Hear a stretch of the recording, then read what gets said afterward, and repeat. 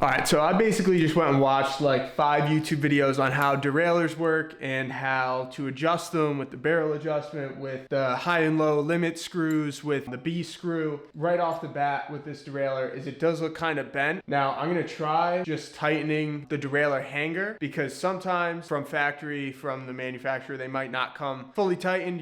That just might be another thing I have to check. But if the derailleur is actually bent, then this is gonna be a much bigger process than just making a couple adjustments. We might even have to return this bike altogether or have a new derailleur sent out or something along those lines. But I'm gonna try these couple adjustments. If it doesn't fix it, then we will probably have to return this bike.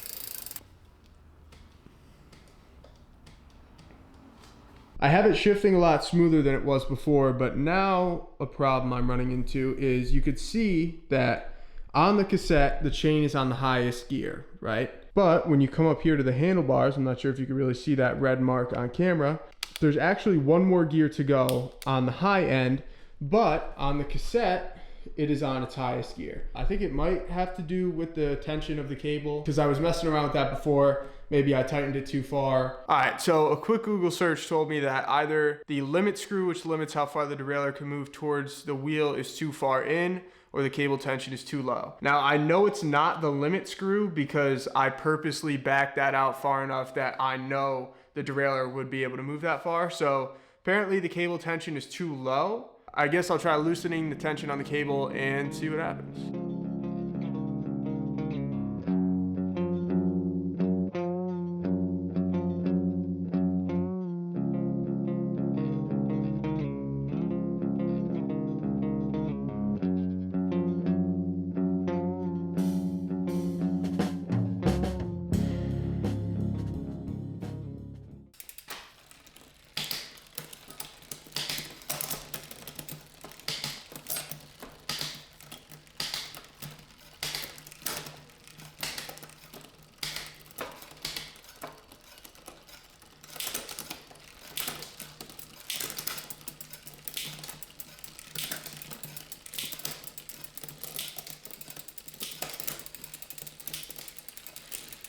So I finally got the derailleur and everything lined up how it should be. I still think the derailleur might be bent a little bit, or maybe the derailleur hanger is bent a little bit. I'm not really sure. We have to send a video to the company and they'll decide, if they're gonna send us a new derailleur or what we're gonna do from there. But I have it shifting pretty good. The major problem I was having for like literally 2 hours, I was messing with all the adjustments, but really the most important one to start with is your cable tension. And I'm sure there's videos you could watch going in depth on how to adjust the derailleur. I looked up just a bunch of YouTube videos myself, but the main solution was I ended up adjusting the cable tension at the rear on the derailleur. And then once I got it kind of within the ballpark of what it should be, I used the barrel adjustment on the handlebars to fine tune it and get it to exactly where it needed to be. So whether we end up getting a new derailleur or derailleur hanger from the company we bought the bike from or not, I will pick this video back up whenever there's an update, whether that's we're getting shipped a new part or we're just gonna assemble it with the parts that are on it.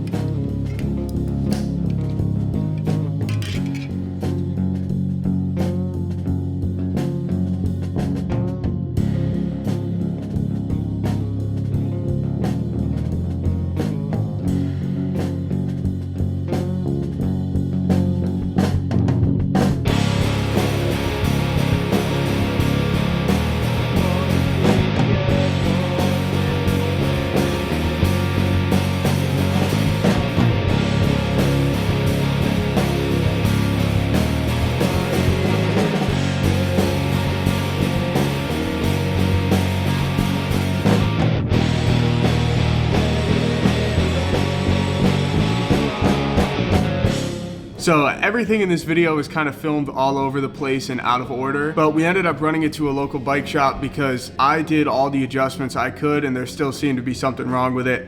So I ran it up there a couple weeks ago and we got it back a couple days ago. So they said that I'd got the shifting as good as it could have been given the circumstances I was working with. And they found that there was no problem with the derailleur or the derailleur hanger. Nothing was bent or misaligned. But the problem that they did find was that the chain that came on the bike when we bought it, although it was rated as a 10-speed chain, it was just too small, and that was causing all of the shifting problems. That was causing all of the grinding and the cracking noises that I was hearing. But the bike shifts absolutely perfectly now that the new chain is on it. And also, while the bike was at the shop, I just had them go over the entire thing just to make sure that everything was tight, everything was aligned properly, nothing else was messed up. Unfortunately, taking it to a bike shop means that I didn't get to film as much as I would have liked to as far as the setup goes, but I'm not really that mad about it.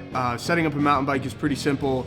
And again, like I said with the derailleur before, there's probably a plethora of YouTube videos that you can watch about it. But so then that leaves just my overall thoughts of the collective C100. And now, other than the chain issue, obviously that was pretty annoying that we had to take it to a shop and I couldn't just ride it right out of the box. But what I love most about this bike compared to my other single gear BMX bikes is that this bike is so much more versatile. It's not limited to just riding around doing tricks on the street. You could actually use this to commute to work or to school. You could use this on a mountain bike trail. You could take it to a track. You could do everything on this bike that any other mountain bike could, which just makes it so much more practical than the other bikes I have. The geometry of this bike is different than what I've gotten used to. The handlebars are much flatter and they don't have as much rise as my other bikes, but I got used to it after about like 15 minutes in my first ride, and I honestly kind of prefer this geometry over the BMX bikes, and the fact that I can shift gears and I don't have to stand up and like throw my entire body side to side to try to pedal up like the slightest hill. It's pretty nice. Also, the brakes on this bike are the same brakes that I run on all my bikes, and they came stock with the Shimano MT200s. I didn't have to buy them and replace them. I love these brakes so much. They have good stopping power. They have a good bite to them.